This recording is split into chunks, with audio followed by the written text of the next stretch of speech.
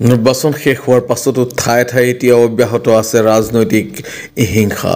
পঞ্চায়ত নিৰ্বাচনত প্ৰতিদ্বন্দ্বিতা কৰি ভোট নোপোৱাৰ বাবেই মাৰপিটৰ ঘটনা সংঘটিত হৈছে জুৰিয়া থানাৰ অন্তৰ্গত পূব মুকুন্দ আটিত।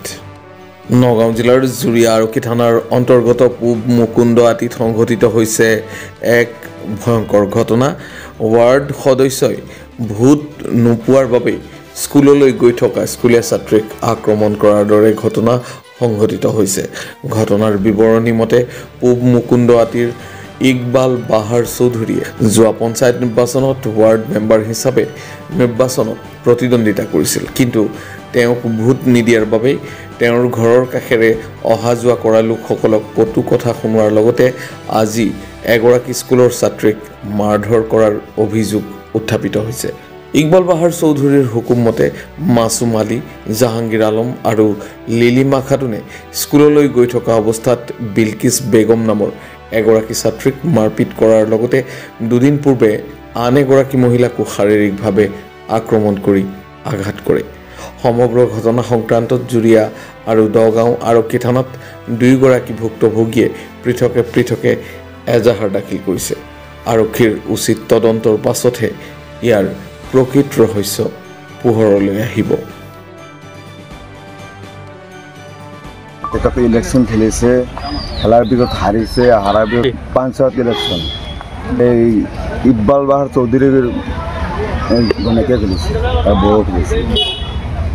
খেলাৰ পিছত সিহঁতে হাৰিছে, আমিওতো ইলেকশ্যন খেলা নাই, আমাৰ বুথ তেখেতে কৈ আছে আমি ভোট দিয়া নাই যদি আমাৰো তেখেতৰ ঘৰৰ ওচৰত ৰাস্তা আছে, এই ৰাস্তা দি পেলাই আমি অহা যাওঁতে আমাক মানা কৰিছে যে এইটো ৰাস্তাত নাহিবা। তাৰপিছত তেখেতে আমাৰ সৰু সৰু ল'ৰা ছোৱালী স্কুলত যাব সেইকেইটাতো মানে মানা কৰিছে। আজি আমাৰ ছোৱালীজনী স্কুলত অহাৰ টাইমত তেখেতে মাৰপিট কৰিছে, মাৰপিট কৰি পেলাই মানে চাইকেল বৈ আৰু চব ইয়াত আঁতাই পেলাই ৰাখিছে। তাৰপিছত আমি আহিছোঁ, আহি পেলাই আমাৰ জুৰিয়া আৰক্ষী চকীত আহিছোঁ, এজাহাৰ এটা দিলোঁ। আমাৰ নাম মুজাম্মেল হক। মাছুম আলী আৰু লিলিমা খাতুন আৰু জাহাংগীৰ। মানে সিহঁতক ভোট দিয়া নাই কাৰণে তোমালোকক মাৰপিট কৰিছে? অঁ, পূব মুকুন্দ আটি। কি ইলেকশ্যন খেলিছিলে, কি খেলিছিলে? পঞ্চায়তীয়া ৱাৰ্ড মেম্বাৰ খেলিছিলে। ভোট দিয়া নাই বুলি ৰাস্তা দি অহা যোৱা কৰিব নিদিয়ে? নিদিয়ে। ৰাস্তাটো তাৰ নেকি?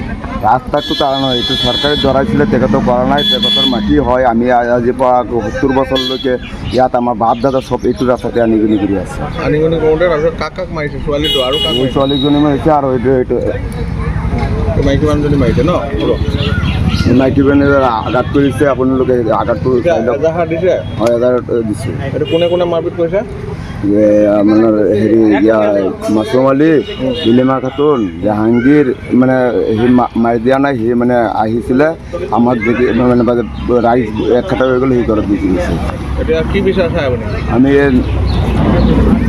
আইনৰ ওচৰত বিচাৰ চাই আছোঁ যে বুজি তদন্ত কৰি পেলাই আমাৰ মানে যিটো মানে দূৰ কৰিছে তাক শাস্তি দিব লাগে।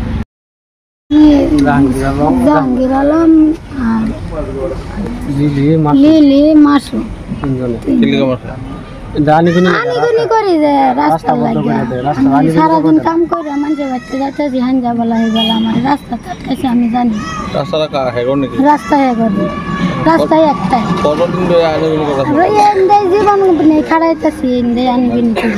খাড়া কি ইলেকশন করছেন নাকি? হ্যাঁ, এই ইলেকশন লই আমরা ভোট দিছ না বলে? হ্যাঁ, এই যে কই আগেই কইছে বুড়ের পরে খেলা খেলবো। বুড়ের পরে হকি আমাদের দগাও।